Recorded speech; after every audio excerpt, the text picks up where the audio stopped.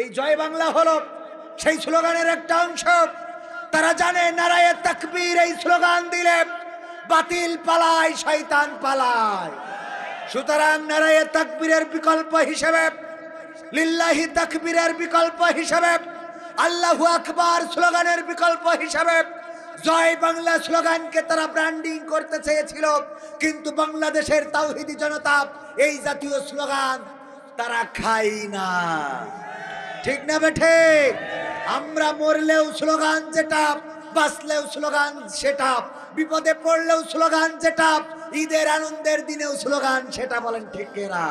সবাই বলেন লিল্লাহি তাকবীর, লিল্লাহি তাকবীর। এই আল্লাহু আকবারের স্লোগান শুনলে বাতিলের কলিজায় আঘাত করে, ওদের অন্তরাত্মা কেঁপে ওঠে। ওরা বুঝতে পারে তাওহীদি জনতা জেগেছে। এরা তো সেই জাতি যারা তিতুমিরের সন্তান, শাহজালালের সন্তান, গৌর গোবিন্দের বাংলাদেশে জায়গা হয় নাই।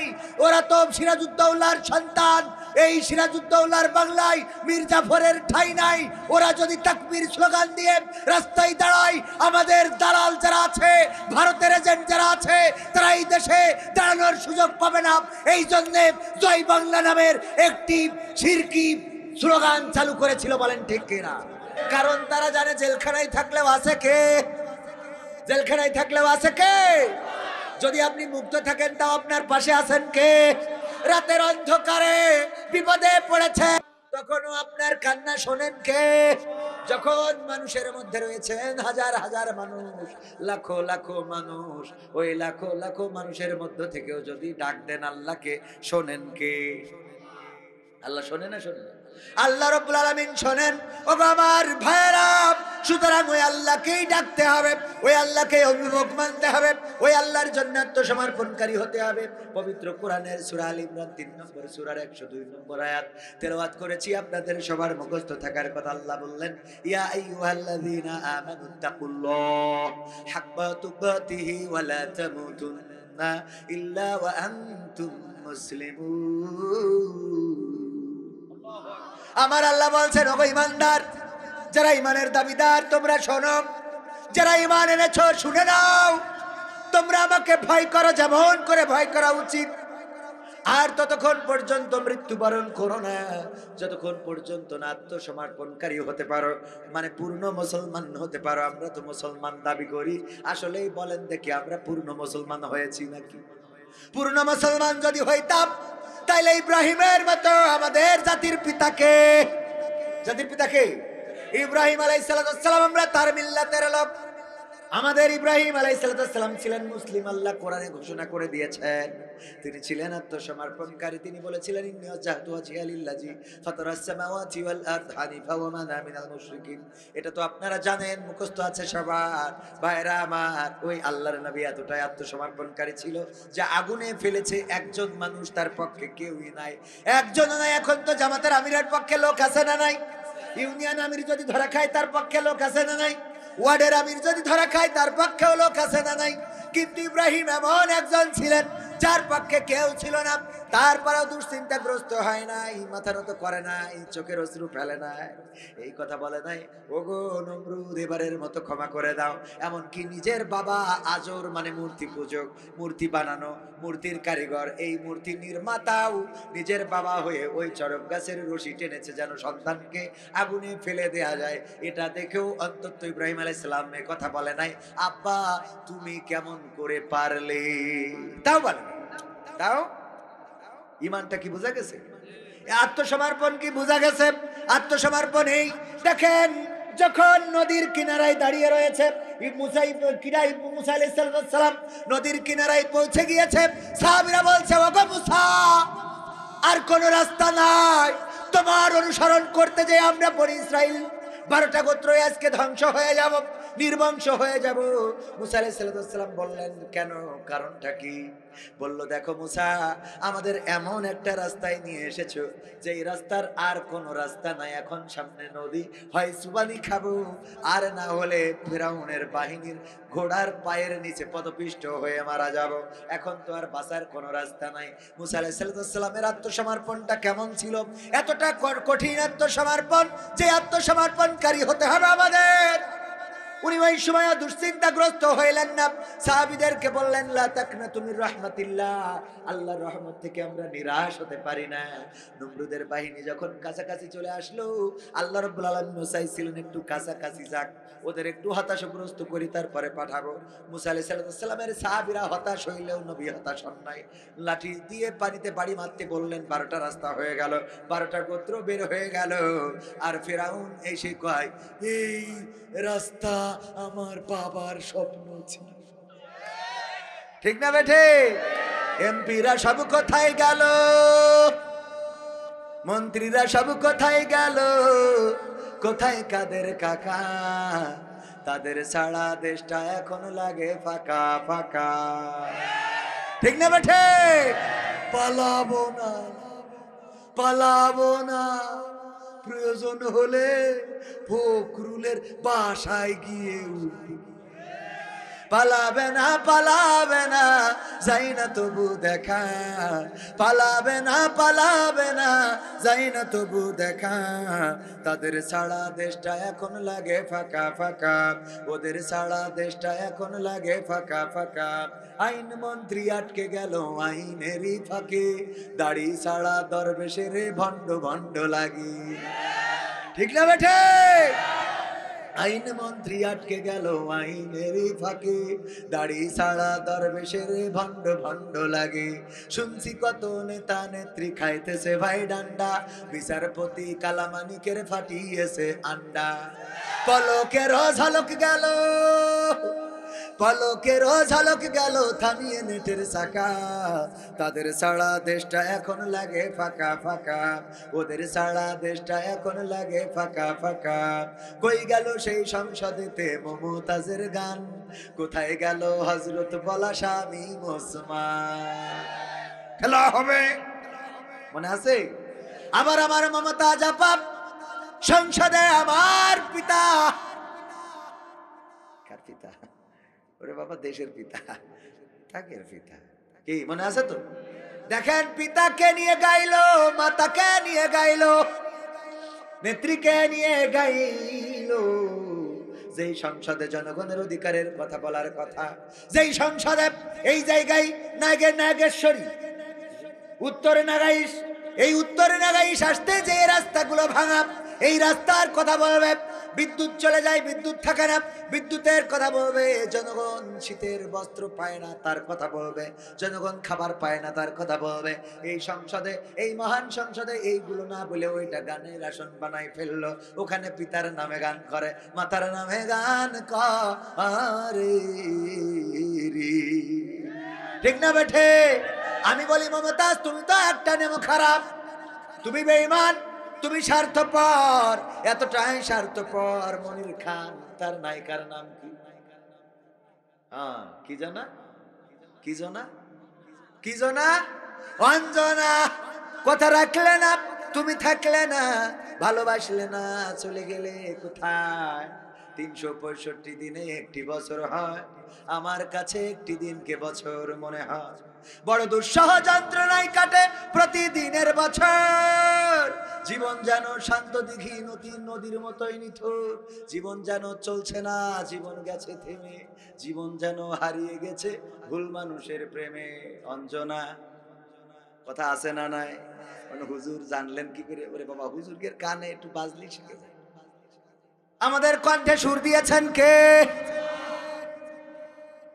এটা আবার যদি বলি, দেখেন, আমি যদি এই যেভাবে বলছি আপনারা বুঝছেন না এই কথাগুলো। আবার যখন বলছি খেলা হবে, তখন কাকে বুঝতেছেন? খেলা হবে কাকে বুঝলেন? আর এক রকম। তো এইভাবে মনে করেন যে কণ্ঠের মধ্যে এই যোগ্যতা দিয়েছেন কে? পাল্টানো যায়, চেঞ্জ করা যায়। আমাদের আল্লাহ রাব্বুল আলামিন এতটুকু দিয়েছে। অনেকেই বলে যে হুজুররা এত গান, আমার আবির হামজা ভাইকে নিয়ে কত সমালোচনা, হুজুররা এই নায়িকার নাম জানলো কি করে? ঠিক না ভাই? ঠিক সমালোচনা আছে না নাই? এই ফোন যেহেতু হাতে আছে, আপনি চাইলেও অনেক কিছু আপনার সামনে আসে, আমার সামনে আসে, না চাইলেও আসে। ঠিক বলছি না? ঠিক বলছি। আপনি চাইলেও আপনার সামনে পড়বে, না চাইলেও পড়বে। এখন এটা অ্যাভয়েড করে, ফোনটাকে অ্যাভয়েড করে চলার তো সুযোগ নেই, আছে নাকি? কেন? পত্রিকা যদি খোলেন, পত্রিকায় একটা বিনোদন পর্ব আছে না নাই? বিনোদনের পার্ট আছে না, ওই বিনোদনে কে কোন নায়িকা জীবনে, আমি তো দূরের কথা আমার আব্বাও চেনে না, সেই নায়িকা নাকি বিশ্বে ভাইরাল, এরকম মানে আনকমন নায়িকা সামনে ধরে এনে উড়াই বলে দেয়, এরকম আছে না নাই? আপনি পরিমণি যদি বলি এক বাক্যে আপনারা চেনবেন না চেনবেন না? সিনেমা হলে খারাপ ছবি চলে, এই কথা কি ব্যাখ্যা করি বলার দরকার আছে না? আপনারা বোঝেন, কি করে বোঝেন? সিনেমা হলে কি যাওয়া লাগে? যাওয়া লাগে? কি দেখে বোঝেন? ওই দেয়ালে পোস্টার লাগাই থিয়েছে, এখন আপনি যদি বলেন না আমি তাও দেখিনি, তাহলে আপনি মিথ্যে বলেন, কথা কয় না, ঠিক না বে ঠিক? পোস্টার যেহেতু দেয়ালে মারা, আমি চাইলেও চোখ যাই, না চাইলেও চোখ যাই, আর চোখ তো যাবে বলি আল্লাহ ওরকম করে বানাইছে, কথা কয় না? আল্লাহ এভাবেই তো মানুষকে সৃষ্টি করেছে, করে যে তোর চোখ যাবে কিন্তু কন্ট্রোল করতে হবে, দেখবা তবে লিখবি, মানে চোখ চলে গেছে ফিরাই না, কথা কি মনে থাকবে? মাসুদ ভালো হতে হবে, ঠিক আছে তো? ওগো আমার ভাইরা, এই যে সমালোচনা, আমাদের ভাইরা যারা সমালোচনা করেন, এই সমালোচনা হেতু ভাইকে ছোট করার জন্য, হেই করার জন্য, তাকে মানুষের কাছে অপমানিত অপদস্থ করার জন্য যারা করেন, আল্লাহর কাছে দায়ী থেকে যাবেন। আপনি যে আমার কথা হলো, যেই নায়িকার নাম আমি বলবো, ওই নায়িকার নাম যদি আপনিও জানেন, তাইলে আমি যদি খারাপ হই আপনি তো 3 ডবল খারাপ, ঠিক না বেঠে?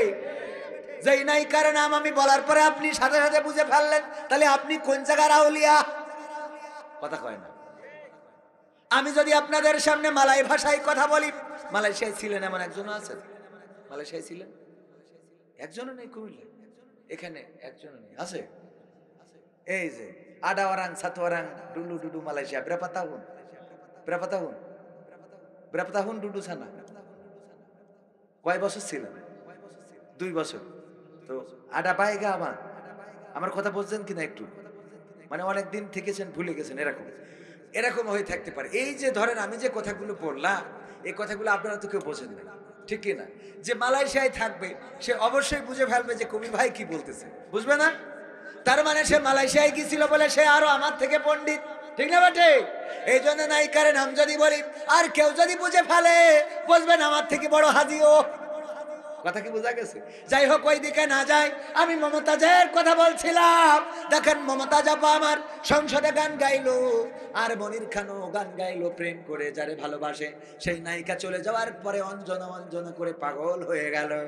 এই মনির খান সারা বাংলাদেশের মানুষরা চিনাইছে, তার একটা ভালোবাসা ছিল, নাম ছিল অঞ্জনা, ঠিক কিনা? চলে যাওয়ার পরে গেয়েছে না গায়ে নাই? আর আমার মমতাজ সংসদে গেয়েছে, যতদিন পেয়েছে ততদিন গেয়েছে, যতদিন খেয়েছে ততদিন গেয়েছে, যতদিন নিয়েছে ততদিন গেয়েছে, যতদিন দিয়েছে ততদিন গেয়েছে। আর যখন আমার নেত্রী পালিয়েছে, তখন আমার মমতাজ গান গাওয়া বন্ধ করে দিয়েছে, ঠিক না বেঠে? আমি বললাম মমতাজ, তুমি তো এইভাবে গাওয়া উচিত ছিল, আমার সোনার ময়না পাখি কোন বা দোষে দাদার কাছে গো, আমরা দেশে কেমনে থাকি রে আমার কলজের ময়না পাখি, ঠিক না বেঠে? কিন্তু তারা গাচ্ছে না এমন না, তারা গাচ্ছে, সেই গানটা গাচ্ছে টয়লেটে যে, অথবা আড়ালে যে, ফাঁকা মাঠের মধ্যে যে, লোকালয় থেকে বের হয়ে যে, তারা এরকম করে গাচ্ছে, ও আমার দরদি আগে জানলে, আগে জানলে তোর ভাঙা নৌকায় চড়তাম না, ও আমার দরদি আগে জানলে, আগে জানলে তোর ভাঙা নৌকায় চড়তাম না, ভাঙা নৌকায় চড়তাম না, আর এই বিপদে পড়তাম না, ওরে বর্ডারেতে খাইলাম ধরা, বিসিটাও তো পাইলাম না, আগে জানলে, আগে জানলে তোর ভাঙা নৌকায় চড়তাম না, ও আমার দরদি আগে জানলে, আগে জানলে তোর ভাঙা নৌকায়, ঠিক না বেঠে? আমার মমতাজ, এই জন্যই বললাম, কই গেল সেই সংসদেতে মমতাজের গান, কোথায় গেল হযরত পলাশ শামীম ওসমান, ইনু মেনন দীপু মনি আছে কারাগারে, পাপ করিলেও পাপ কখনো ছাড়ে কি আর তারে। কোথায় গেল স্পিকারের, কোথায় গেল স্পিকারের দৃষ্টি আঁকা বাঁকা, তাদের ছাড়া দেশটা এখন লাগে ফাঁকা ফাঁকা, ওদের ছাড়া দেশটা এখন লাগে ফাঁকা ফাঁকা। কোথায় গেল আরাফাত আর ব্যারিস্টার সুমন, কথা বলার সময় তারা করে নিয়োজন। মুরগি কবির খাইছে ধরা, জাফর কোথায় আছে, গোপনে কি সেও গেল মোদি দাদুর কাছে। কোথায় গেল আরাফাত আর ব্যারিস্টার সুমন, কথা বলার সময় তারা করে নিয়োজন। মুরগি কবির খাইছে ধরা, জাফর কোথায় আছে, গোপনে কি সেও গেল মোদি দাদুর কাছে। কোথায় গেল এ সালামের, কোথায় গেল এ সালামের কাড়ি কাড়ি টাকা, তাদের ছাড়া দেশটা এখন লাগে ফাঁকা ফাঁকা ফাঁকা লাগে কিনা? হুজুর আজকে ধানমন্ডি 32-এ আওয়ামী লীগের মিছিল, এ বিষয়ে কিছু বলবে? আচ্ছা, ওই যে মিছিল করে ওরা কারা? ওরা কারা, কোত্থেকে এলো ওরা? মানুষের তো একটা লজ্জা থাকে, কথা কয় না? যে বাঘের গালে ফেলে থুয়ে হাঁটা দিয়েছে, এখনো যদি ওখানে থেকে এগের পক্ষে স্লোগান দেয়, আজ যাই হোক এগের একটু লুঙ্গি খুলি দেখা, কথা কয় না? ঠিক না বে ঠিক? এটা তো লজ্জারও একটা লজ্জা আছে না? মানুষের তো একটা সম্মান বোধ থাকে। এই যে ধরেন আপনার এই রাস্তা দিয়ে যাচ্ছি, হঠাৎ দেখি একজন হলো আমাদের মাহমুদুল হাসান জিহাদি ভাই বলতো, তখন মোটরসাইকেলের যুগ ছিল, তো ওয়াজ করে মাহফিল করে ফিরেতে যাচ্ছে, তো যাওয়ার পথে দেখে মোড়ের মাথায় একজন ওই প্রাকৃতিক কাজ সারতেছে, বুঝতে পারছেন তো? মানে কি করতেছে? হ্যাঁ, পায়খানা ফেলছে। তো পায়খানা ফেলছে, তো মাহমুদ হাসান জিহাদি ভাই চিন্তা করলো, উনি মারা গিয়েছেন রাহিমাহুল্লাহ, আল্লাহ তার কবরটাকে মাফ করুন। সাতক্ষীরার আলেম ছিল একসময়, আমার আব্বারা একসাথে আলোচনা করতে। তো মাহমুদুল হাসান জিহাদি বলতেছে যে, যেহেতু রাস্তার তেমাতনার মোড়ে এই কাজটা সাইতেছে, রাতের অন্ধকারে মাহফিল করে ফেরার সময় দেখি, তো ওরে একটু যেন লজ্জা পায়, এই কারণে মোটরসাইকেলের হেডলাইটটা ওর দিকে ঘুরাই ধরেছে, যাতে ও একটু লজ্জা পেয়ে আর এই কাজ জীবনে না করে। ওই এত লজ্জা পেয়েছে যে লুঙ্গি তুলে মুখ ঢেকে বসে গেছে। বিষয়টা কি বোঝা গেছে? মানে লুঙ্গি খুইলে একেবারে উপরে তুলি, একেবারে মুখ ঢেকে নিচের দিকে যাওয়াই, মুখ নিচের দিকে যে পদ্মা ব্রিজ দেখা যাচ্ছে, ও দেখে খেলনা। এই যারা এখনো মিছিল করে, এখনো তাদের পক্ষে যারা রাজপথে নামে, ওদের লজ্জার অবস্থায় এইটা ছাড়া কিছু না। এরা বেলেহাজ। একজন স্বৈরাচার গোটা বাংলাদেশে আলেম ওলামাদেরকে কারারুদ্ধ করেছে, আমার মামুনুল হককে রিমান্ডে নিয়ে অসুস্থ করেছে, আমার আমির হামজাকে অসুস্থ করেছে, কোরআনের পাখি আল্লামা দেলোয়ার হুসাইন সাইদির নামে ফাঁসির রায় পর্যন্ত দিয়েছে, আমার নেতৃবৃন্দকে ফাঁসির কাষ্টে ঝুলিয়েছে। তাদের পক্ষে এখনো যারা মিছিলে দাঁড়ায়, আজ যাই হোক কোন মুসলমানের সন্তান হতে পারে না। মুসলমানের সন্তান হলে এই আলেম বিদ্বেষী, তাওহীদি জনতা বিদ্বেষী, মাদ্রাসা বিদ্বেষী, কোরআন হাদিস বিদ্বেষী, তাদের পক্ষে কেউ দাঁড়াতে পারে? যারা দাঁড়িয়েছে তাদেরকে বলবো, এত তাড়াতাড়ি মাঠে নামো না। তোমরা একবার আনসার হয়ে নেমেছো, তোমরা একবার রিকশাওয়ালা হয়ে নেমেছো, তোমরা হিন্দু হয়ে নেমেছো, তোমরা দাদাদের দেশের দালাল হয়ে নেমেছো, সাংবাদিক হয়ে নেমেছো, নানান ভাবে দাঁড়ানোর চেষ্টা করেছো। এই বাংলাদেশের তাওহীদি জনতা জানে 1952-তে আন্দোলন করেছিল, রক্ত দিয়েছিল, পাকিস্তানি হানাদারদের বুঝিয়ে দিয়েছিল। রক্ত দিতে জানি, কিন্তু মায়ের ভাষার অধিকার ছেড়ে দিতে জানি না। 1971-এ রক্ত দিয়ে প্রমাণ করেছিল আমরা রক্ত দিতে জানি, শহীদ হতে জানি, কিন্তু বাংলাদেশের মানচিত্রের 1 ইঞ্চি মাটির অধিকার ছেড়ে দিতে জানি না। 2024-এ এসে আমার ছাত্র জনতা বুক পেতে দিয়ে প্রমাণ করেছিল, জীবন লাগে জীবন নাও, রক্ত লাগে রক্ত নাও। তোমরা আমাদের নির্বংশ করে দিতে চাইলে দিতে পারো, কিন্তু তোমাদের বংশের কোন স্বৈরাচার বাংলার জমিনে থাকবে না। বিজয় এসেছে না আসে নাই? বিজয় এসেছে। সুতরাং এখনো যারা দাঁড়ানোর চেষ্টা করো, আল্লাহর কসম করে বলি, এই বাংলাদেশে স্বৈরাচার আর আসবে না। প্রয়োজনে আবারও জীবন দেব, প্রয়োজনে আবারও রক্ত দেব, আবারও শহীদ হব, কিন্তু বাংলাদেশ ওই ভারতের দালাল, ভারতের প্রেসক্রিপশন দেওয়া ডাক্তার মুক্ত করে ছাড়বো ইনশাআল্লাহ। দালালদের কোনো জায়গা বাংলাদেশে হবে? হবে কি হবে? বেঁচে থেকে অযথা বিদ্যা শিখে যদি না গড়তে পারি শোষণবিহীন সমাজটাকে, কি হবে বেঁচে থেকে? কি হবে ছাত্র সেজে চুমু খেয়ে সনদ খানা যদি হয় বিদ্যালয়টা নায়ক নায়িকাদের আড্ডাখানা? কি হবে ছাত্র সেজে চুমু খেয়ে সনদ খানা যদি হয় বিদ্যালয়টা পরিমণিদের আড্ডাখানা?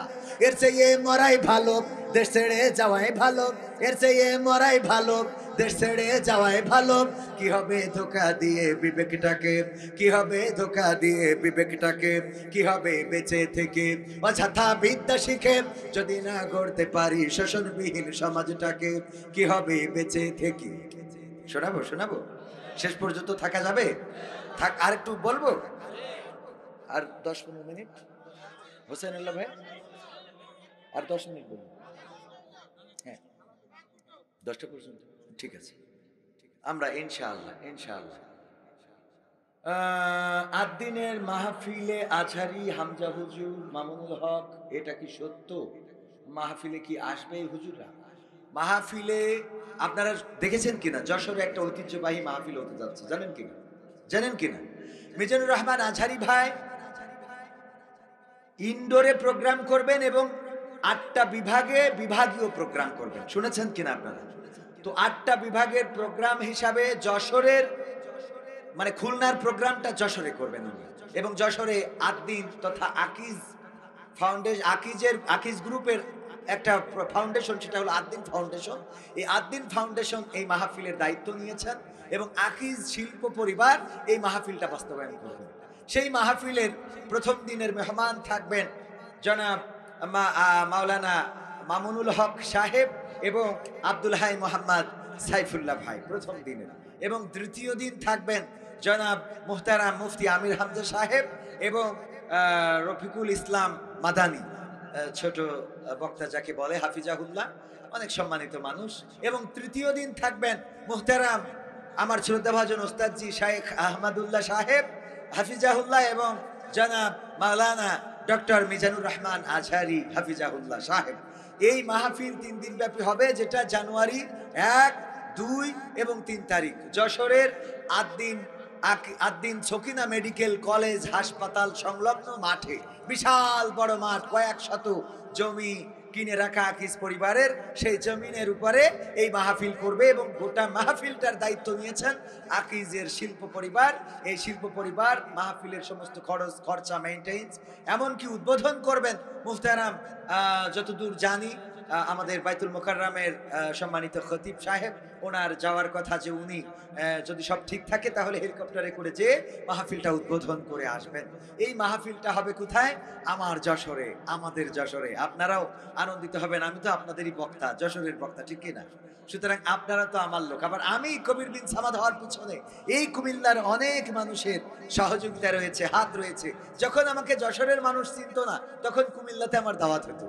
এই কুমিল্লাতে দেবিদার, কুমিল্লার চান্দিনা, তারপরে কুমিল্লার 14 গ্রাম, মাদাইয়া, এইসব অঞ্চলে অনেক জায়গায় মাহফিল করেছি, এসে বাসে করে আসতাম ছোটবেলায়। তখন আমার দাড়ি টাড়িও অত ভালো করে ওঠে নাই, এখানে অল্প কটা ছিল। তো মাহফিল করে যেতাম, মালয়েশিয়া থেকে ছুটিতে আসতাম, আসার পরে কিছুদিন মাহফিল করে যেতাম। তো আমি কবির বিন সামাদ হওয়ার পিছনে কুমিল্লার প্রতি আমি কৃতজ্ঞ। আমার মাসুদ পারভেজ সোহাগ ভাই দেবিদারের সন্তান, থাকেন সিঙ্গাপুরে, তার অনেক সহযোগিতা রয়েছে। এরপরে আপনার কালকেও কুমিল্লায় মাহফিল 2টা, একটা দেবিদারে আর একটা হলো তিতাসে। তিতাসে মুহতারাম আমির হামজা ভাই প্রধান মেহমান হিসাবে থাকবেন এবং ওখানে আমি বিশেষ আলোচক হিসাবে থাকব। আমাকে অনেকেই এই অঞ্চলের শিল্পী হিসাবেই জানেন, ঠিক কিনা? শিল্পী তো আপনি চাইলে 1 ঘন্টা একটানা গান শোনাইতে পারবো বা তারও বেশিও শোনাইতে পারবো যদি প্রয়োজন হয়। আবার যদি বলেন না কোনো গান দরকার নেই, আপনি যা পারেন একটু আলোচনা করে দিবেন, আমি গান বাদে আলোচনা করতে পারবো। মাঝে মাঝে বলে যে হুজুর গান আর আলোচনা 2টার সমন্বয়ে মিক্স অ্যালবাম। কি অ্যালবাম? Mix album. তো মিক্স অ্যালবাম আমি শোনাই। আলহামদুলিল্লাহ। জয় বাংলা স্লোগান নিয়ে কিছু বলেন। দেখেন, জয় বাংলা স্লোগান তো মাহফিলেও চলে এসেছে। হাফিজুর রহমান সিদ্দিকী হুজুর কুয়াকাটা মুহতারাম, উনি আলোচনা করেছেন পিসি কয় জয় বাংলা, ঠিক না? মানে এটা আমাদের বাচ্চাদের নারায়ে তাকবীরের পরিবর্তে এটা ভারতীয় প্রোপাগান্ডা। তাদের প্রেসক্রিপশনে তারা চেয়েছে যেই দেশে, যেমন দেখেন ওই দেশে প্রোপাগান্ডা চালানো হচ্ছে যেই দেশে হিন্দুদের নির্যাতন করা হচ্ছে। বলছে না? বলছে না? আসলে কি হিন্দুদের নির্যাতন করা হচ্ছে? আমি বলেছি হিন্দুদের নয়, বরং আমার দেশে মুসলমান নির্যাতিত হচ্ছে। আমার চট্টগ্রামে অ্যাডভোকেট সাইফুল ইসলাম আলিফকে এই ইসকনের সন্ত্রাসীরা কুপিয়ে কুপিয়ে হত্যা করেছে, বলেন ঠিক কিনা? তার প্রতিবাদে আমরা শুধুমাত্র প্রতিবাদ মিছিল করেছি, আমরা কোনো হিন্দুর ঘাড়ে লাঠি মেরেছি। বরং আমি বলেছি, ওগো আমার দাদারা, তোমরা শুনে নাও, এই দেশে মুসলমান বা সংখ্যা গরিষ্ঠ নির্যাতন হচ্ছে। প্রমাণ নিতে চাইলে তোমাদের বলি, এই দেশে ইসলাম প্রচারের জন্য এসেছিলেন বঙ্গবন্ধুর পরিবার, আর সেই পরিবারের একজন শেখ হাসিনা। তিনি সকালবেলা উঠে আগে কি করতেন? জায়নামাজটা খুঁজতেন, তারপরে ফজরের নামাজ পড়তেন, তারপরে কোরআন তেলাওয়াত করতেন, তারপরে দিনের শুরু করতেন। আমার শামীম ওসমান বলল যে ওলিয়া উলিয়ার পর্যায়ে পৌঁছে গেছে, আমরা সেই মানুষটারে পর্যন্ত তাড়াই দিলাম। কথা কয় না? এটা সংখ্যালঘু না সংখ্যাগরিষ্ঠ? সংখ্যাগরিষ্ঠের পক্ষের লোক না? তাইলে প্রথমে গেল তিনি, দুই নম্বর আউলিয়া জনাব শামীম ওসমান হাফিজাহুল্লাহ। 80-90 রাকাত তাহাজ্জুদ না পড়ি ঘুমাতে যায় না, ঠিক না বে ঠিক? এই তাহাজ্জুদ গুজারি এই পীর সাহেবকে আমরা পাঠাই দিলাম বুরখা পরাইয়া। সংখ্যালঘু না সংখ্যাগরিষ্ঠ? 3 নম্বর আউলিয়া জনাব দরবেশ সালমান এফ রহমান দরবেশ, যখন শেয়ার বাজারে মৌজেজা দেখায় সব দখল করে নিল, তারপর থেকে আমরা তাকে পীর মানি, ঠিক কিনা? শেয়ার বাজার কেলেঙ্কারি করেছে না করে না? তার মৌজেজা দেখিয়েছিল যে দরবেশের মৌজেজা কি। এই মৌজেজা দেখানো দরবেশ রে দাড়ি পর্যন্ত আউট হয়ে গেল। কথা কয় না? 4 নম্বর আউলিয়া জনাব হযরত ওবায়দুল কাদের হাফিজাহুল্লাহ। এই পীর সাহেব কত কনফিডেন্স নিয়ে বলল, পালাবো না, প্রয়োজন হলে ফখরুলের ঠাকুরগাঁওয়ের বাসায় গিয়ে জায়গা দেবে। এই লোকটাও আমরা কোথায় গেছে গৌর গোবিন্দের মতো এখনো খুঁজে পেলাম না, ঠিক না বে ঠিক? এটা সংখ্যালঘু না সংখ্যাগরিষ্ঠ? 5 নম্বর আউলিয়া জনাব মানিক্কা বিচারপতি। এইটা বুঝলো যে দুনিয়ার সুখ সুখী না, এই জন্যে সব ছাড়িয়ে ছুড়িয়ে দিয়ে দাড়ি টুপি রেখে কলা পাতায় বাগানে যেয়ে শুয়েছিল, ঠিক না বে ঠিক? যে একেবারে চলে আইছি বনবাসে। একজন বলছে যে এই আমার রানীকে বনবাসে পাঠাও, তা বলছে রাজা মশাই, রানীকে এত সুন্দরী নারী বনবাসে পাঠাইয়ে কি হবে? তার সেই আপনি এক কাজ করেন, আমার সাথে দিয়ে দেন। কেন? তা বলছে আমি তো প্রায় কাছাকাছি বনের মধ্যেই থাকি, আর আমার বাড়ির কাছে বাঁশঝাড়ও আছে, বনে বাসে না দিয়ে আমার কাছে দেন, আমার বাড়ির কাছে বাঁশঝাড়ও আছে, আর বনের মধ্যে আমার বাড়ি। তো এই যে অবস্থা, এই যে বনবাস, সে চিন্তা করলো যে পীর সাহেব উনি টুপি দাড়ি এগুলো রেখে কি করলো? কলা পাতায় শুয়ে থাকলো। আমরা তার ধরলাম পিসি পর্যন্ত খুঁজে পাই। কথা কয় না? এরপরে ইনু মেনো এরা জীবনে রাম বামের পক্ষের লোক, তাদের পাগড়ি পরাইতে আমরা করাই নিয়ে আইছি। কথা কয় না? এদের আমরা ধরি জেলখানায় নিয়ে কারোর উপর দিয়ে কারোর নিচেতে ডিম খাওয়ানো হচ্ছে, ঠিক না বে ঠিক? এরা সংখ্যালঘু না সংখ্যাগরিষ্ঠ? আরাফাত ব্যারিস্টার সুমন, গরু বেচছি ঠেকা দিব, তোমরা খালি গোল করিবা, গরু বেচছি ঠেকা দিব, তোমরা খালি খেলবাই, ব্রিজ করিয়ে দেব, তোমাদের যা লাগবে তাই আমি দিব। কত কথা, কত মাত্রাই রে ভাই। এই লোকটাও কেউ আমরা ধরেছি না ধরি নাই? পলক যে নেটের ঝলক দেখালো, জেলখানাতে বেরোচ্ছে, ঠিক না বে ঠিক? এই পীর সাহেবেরও আমরা রিমান্ডে রেখেছি না রাখি নাই? তাহলে সংখ্যালঘু নির্যাতন হচ্ছে না সংখ্যাগরিষ্ঠ? বলেন, সংখ্যাগরিষ্ঠ। প্রতিবাদ তো করবো আমরা। আমার নেতৃত্ব নিয়ে গেলে কোন দুঃখে যাবে? আমার নেত্রী আমাকে দেশে থাকবে, এই মাটির সন্তান, এই দেশ তার বাবা, এই বাবার দেশটা তুই নিয়ে গেলি কেন? তুই কি বাবার উপরে? শয়তান, ঠিক না বেঠিক? আবার কয় চলো চলো বাংলাদেশ চলো, চলো চলো ঢাকা চলো। আমি কইছি আইসো, আমরাও কেসি নিয়ে দাঁড়াই আছি তার কাছে, কাঠ পোয়া ঢুকাবো। ঠিক আছে না? শোনা কথা ঠিক আছে তো? দাদার দেশ থেকে প্রোপাগান্ডা চালানো হচ্ছে। এই জয় বাংলা হলো সেই স্লোগানের একটা অংশ।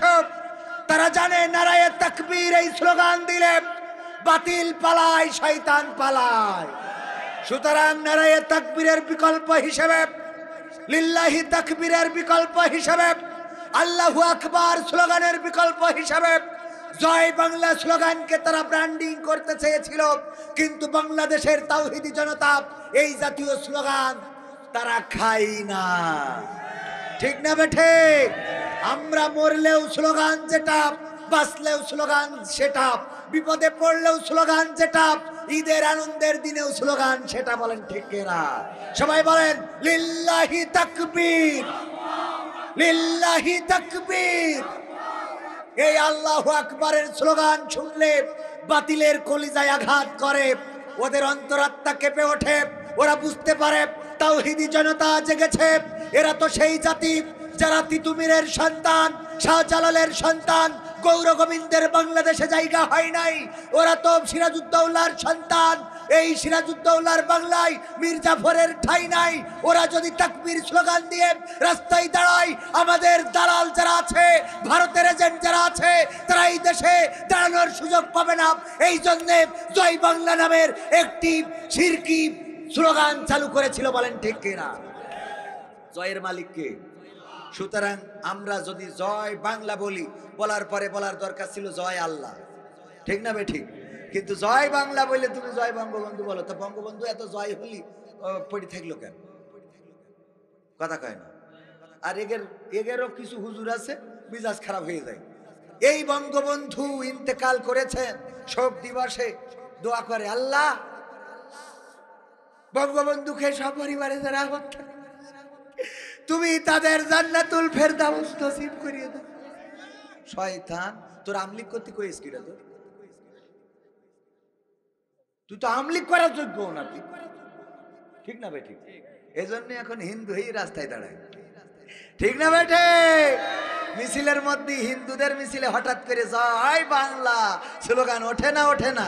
স্লোগান দিয়ে আবার ডুব দেয় যে ভুল করি ফেলেছি, গালে কামড় খায়। শয়তান, মুসলমানের দাবি করিয়ে তুমি ওখানে যাও, আল্লাহ হেদায়েত নসিব করে দিন। বলেন আমিন। তারপরে এরপরে আর কি বলতে চাইলাম, যাই হোক অত দরকার নেই। ভারতের কথা বলছিলাম।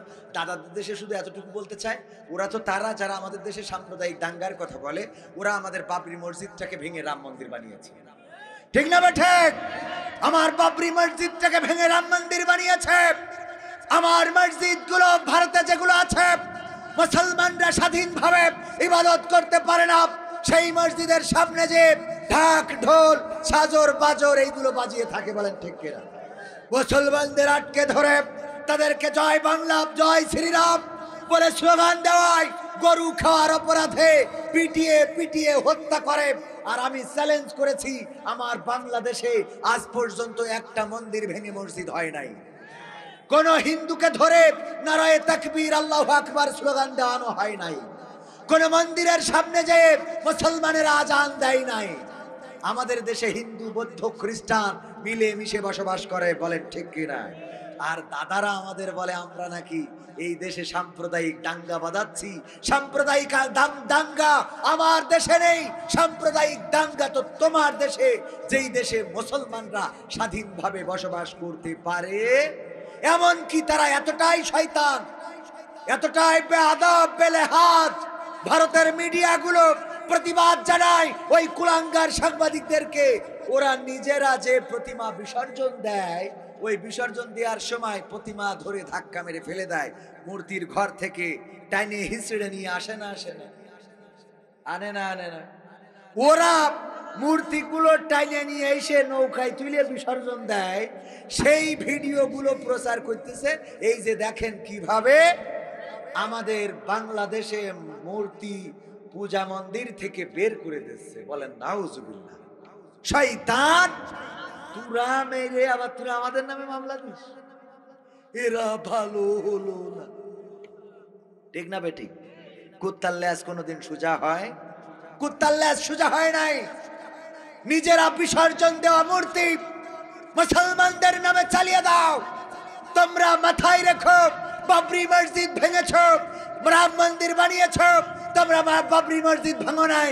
আমার কোরআনের পাখি বলেছিলেন তোমরা তোমাদের তাকদীরকে ভেঙেছ। ঠিক না বেঠিক? সুতরাং আজ হোক কাল হোক হিন্দুস্তানের সাথে গাজয়ে হিন্দ হবে, মুসলমান তৈরি থাকতে হবে। আমার আমিরে জামাত যেমন বলেছে, বাংলাদেশের মানুষ কারো গোলামি মেনে নিতে চায় না। দাদা বাবুদের ওই আমার উপরে আঙ্গুল ঘুরাবে এটা মেনে নিতে চায় না। বাংলাদেশের তাওহীদি জনতা, বাংলাদেশের জনগণ এতটুকু মাথায় রাখতে হবে যে আমার দাদার দেশকে 1 ইঞ্চি মাটির অধিকার ছেড়ে দেওয়া হবে না। এই দেশ আমরা রক্ত দিয়ে এনেছি, আমরা শহীদ হয়েছি, জীবন দিয়েছি, তার বিনিময়ে বাংলাদেশ এনেছি। সুতরাং এই দেশ দাদাদের হবে না। দাদারা আমাদের বুকের উপর দিয়ে ট্রেন চালাবে না, পারবে না বলেই এখন জলে জলে। ঠিক না বেঠিক? জলে না জলে না? ভাইরা আমার, কথা আর বেশি বাড়াতে চাই না। সর্বশেষ যদি আর একটা সঙ্গীত আপনাদের বলি, কোরআনের কথা তো কথা বললাম। এই কোরআন যতটুকু পেরেছি বলেছি, যতটুকু বুঝেছি বলার চেষ্টা করেছি। আত্মসমর্পণকারী হতে হবে কার কাছে? সবাই বলেন কার কাছে? কোন নেতার কাছে, কোন এমপির কাছে, কোন মন্ত্রীর কাছে? যে এমপির নামে স্লোগান দিত আমার নেতা যেখানে আমরাই আছি সেখানে, নেতা তুমি এগিয়ে চলো আমরাই আছি তোমার সাথে, আমার নেতা ভয় নাই কুমিল্লা ছাড়ি নাই। অথচ নেতা তো কুমিল্লা ছাড়িয়ে নেটওয়ার্কের বাইরে আসে না নাই। আর তুমি এখন কোথায়? গাছতলায়, বাসতলায় আবার স্লোগান দেয় আমার নেতার চরিত্র ফুলের মতো পবিত্র, নামাজ পড়ে না একক তো, গাঞ্জা টানে 5 ওয়াক্ত, আছে না নাই? বিড়ি টানে, এক পিতা কবর পানে, কত পিতা বিড়ি টানে। ঠিক না বেঠি? কত পিতা বিড়ি টানে, এই বিড়ি টানাদের পক্ষে স্লোগান দিলে। অথচ তোমার স্লোগানটা যদি আমার রাসূলের পক্ষে হতো, আমার নেতা তোমার নেতা কে? বিশ্বনবী আমার নেতা তোমার নেতা। এই বিশ্বনবী মুস্তাফাকে যদি নেতা মেনে নিতে, আল্লাহকে যদি রব মেনে নিতে, ওই যে গরুর যে উদাহরণটা দিলাম, যেমন গরুর মালিক থাকে, গরু টেনশন মুক্ত থাকে যে আমার মালিক এসে আমাকে উদ্ধার করে নিয়ে যাবে, তেমনি ওগো আমার ভাইয়েরা, ওগো আল্লাহর বান্দারা, ওগো নবীর উম্মতেরা, যদি আল্লাহর কাছে সঁপে দিতে পারেন, জেলে গেলেও দেখার মালিক আল্লাহ, আপনি ঘরে থাকলেও দেখার মালিক আল্লাহ, আপনি পানিতে পড়লেও দেখার মালিক আল্লাহ, আপনি মাঠে থাকলেও দেখার মালিক আল্লাহ, আপনি হাটে থাকলেও দেখার মালিক আল্লাহ, আপনি বিপদে পড়লেও দেখার মালিক আল্লাহ, আপনি সুখে থাকলেও দেখার মালিক কে? মসজিদে আল্লাহ আছে, আবার আপনার ঘরেও আল্লাহ আছে না নাই? মসজিদ থেকেও যখন ডাকেন তখন আল্লাহ শোনে, যখন ঘর থেকে ডাকেন তখনও আল্লাহ শোনে। সুতরাং আমাদের মাথা নত হবে আল্লাহর কাছেই। আর নেতা হিসাবে বাঁধবো আমরা রাসূল সাল্লাল্লাহু আলাইহি ওয়াসাল্লামকে। আমরা আর কোন নেতার পিছনে স্লোগান দেব না। যেই নেতারা আমাদের রেখে পালিয়ে যায়, আমাদের রেখে চলে যায়, আর নেত্রীর সন্তান বলে তোমাদের যা হওয়ার হবে, আমরা আর রাজনীতিতে ফেরবো না। এতগুলো মানুষের বিপদে ফেলে যে হেলিকপ্টারে করে চলে গেল, এমন নেতার ইক্তেদাই তু ভেজাল ইমাম না বলে বলতে হবে ইক্তেদাই তু ভেজাল ইমাম। কি ইমাম? ভেজাল ইমাম। এই জাতীয় ইমামের পিছনে যাওয়া যাবে? এদের পিছনে গেলে কি হবে? এই যে ধরে নেন আমার ভাইজান একটা গরু পালন করে, এইটা দিয়ে উদাহরণ দিয়ে বুঝাই দিই, গরু পালন করে। আমার ক্যামেরাম্যান বারবার ছটফট করছে, আমার লেখা বই, ঠিকানার গান, অনেক সঙ্গীত, এখানে 100টারও বেশি আছে। ক্যামেরাম্যান ভিতরে যাবে, যদি চান একটা করে বই নিতে পারেন। এই বইগুলো, এই যে সঙ্গীতগুলো এখানে গাচ্ছি সেগুলো আছে। তো আমার ভাইজান গরু পালন করেছে, গরু পালন করার পরে আমি বললাম ভাই একটা গরু কি ভাগি দেওয়া যায়, বর্গা দেওয়া যায়? আপনারা কি বলেন এটা? ভাগি বর্গা একই কথা। ভাগি কি দেয়া যায়? একটা গরু কয় তুমি যা পুষবা, তুমি হজ করে বেড়াও, কি করে তুমি গরু খাওয়াবে? আমি বললাম আমার ছেলে বড় হয়েছে, সেই খাওয়াবে। বললো তোমার ছেলে খাওয়াবে, ভালো কথা, তোমার তো ভালো গোয়াল ঘর নেই। আমি বললাম খুঁটি কিনে টিন দিয়ে সে সুন্দর করে দিবানে। কয় তোমার তো শীতের তেমন বস্ত্র নেই। আমি বললাম চারিদিকে ঘিরে দিবানে। কয় তোমার তো মশারি নেই। আমি বললাম কয়েল ধরাই দিবানে। কয় তোমার তো খোল ভুসি কিনার টাকা নেই। আমি বললাম ঘাস কেটে খাওয়াবানে। কয় তুমি পুষতে পারবা না। তার মানে কি? তার মানে দেওয়ার ইচ্ছা নাই। তার মানে কি? দেওয়ার, ভাই বলেন, তার মানে কি? দেওয়ার ইচ্ছা নাই। উত্তর গগনে কালো মেঘ জমা হয়েছে, হঠাৎ মেঘের পূর্বাভাস, বিদ্যুৎ চমকানি শুরু হয়ে গেল, বজ্রপাত একটা উনার গোয়ালের পরে পড়েছে। সকালবেলা ডাক দিচ্ছে, ওগো কবির বিন সামাদ ভাই, গরু নিতে চাইলে নিবা নাকি? বললাম যে দিলে তো নেবো। কয় লোকজন ডেকে নিয়ে আসো। বললাম লোক লাগবে কেন? আপনিও হুজুর মানুষ, আমিও তো একেবারে খারাপ না।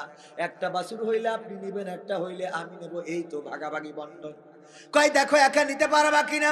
গোয়াল ঘরে যেই দেখি 4 হাত পা সব একদিকে, 4 হাত পা সব একদিকে। লেজের দিকে তাকায় দেখি না নড়ন চড়ন, কোন নেটওয়ার্ক নেই, টাওয়ার পায় না। নাকের কাছে হাত দিয়ে দেখি নিঃশ্বাসও নেয় না। আমি আস্তে করে বললাম, গরুটা কি মারা গেছে নাকি? বলছে মারা গেছে বলেই তো তোমার ডাকছি, গরুটা ফেলতে জাতি হবে। মারা গেছে বলে, মারা গেছে বলে ডাকতেছি। জীবন্ত থাকতে গরু কি বললো মনে আছে তো? গোয়াল নাই, খোল নাই, ভুসি নাই, খাওয়ানোর ঘর নাই, রাখার ঘর নাই, শীতের কাপড় নাই। এবার যেই মরে গেছে সেই আসব, গরুটা ফেলতে হবে। ওগো আমার ভাইয়েরা, যারা দুনিয়ায় চলার পথে আল্লাহ রসুলের দাড়ি ভালো লাগে না, টুপি ভালো লাগে না, আল্লাহ রসুলের আনিত দিন পছন্দ হয় না, ইসলাম ভালো লাগে না, নামাজ ভালো লাগে না, রোজা ভালো লাগে না, মরার পরে তাদের যখন হুজুরকে ডেকে বলে, হুজুর এই লাশটা এখন জানাজা পড়ায় কবরে দিতে হবে, ওই লাশ অন্তত আর কাঁধে নেওয়া যাবে। কথা কয় না, নেওয়া যাবে? আল্লাহ আমাদের সহি সমঝ দান করুন, বলেন আমিন। পড়েন আল্লাহুম্মা সাল্লি আলা মুহাম্মাদ ওয়া আলা আলি মুহাম্মাদ কামা সাল্লাইতা আলা ইব্রাহিম ওয়া আলা আলি ইব্রাহিম ইন্নাকা হামিদুম মাজিদ। আল্লাহুম্মা বারিক আলা মুহাম্মাদ ওয়া আলা আলি মুহাম্মাদ كما باركت على إبراهيم وعلى آل إبراهيم إنك حميد مجيد. الحمد لله رب العالمين. ربنا ظلمنا أنفسنا وإن لم تغفر لنا وترحمنا لنكونن من الخاسرين. ربنا آتنا في الدنيا حسنة وفي الآخرة حسنة وقنا عذاب